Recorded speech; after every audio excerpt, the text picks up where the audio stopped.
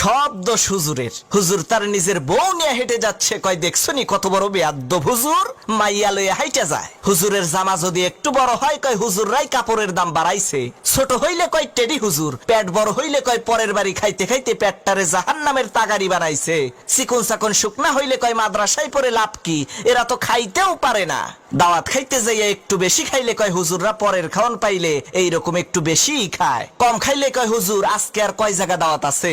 হুজুর একটু দামি পোশাক পরলে কয় অহংকারী, কম দামি পোশাক পরলে কয় ফকিন্নি। হুজুর একটু ইংরেজি বললে কয় ভাব মারায়, আর ইংরেজি না বললে কয় খ্যাত। অনেকে আবার কয় এই দেশটারে হুজুররাই শেষ করছে।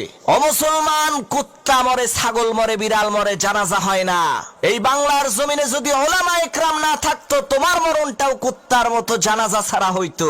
আরে তোমার বাপ মায়ের বিয়েটা যদি হুজুর না পড়াইতো, তাহলে তো তুমি হারামজাদা হইতা, নাজায়েজ জারজ সন্তান হইতা। তোমারে তো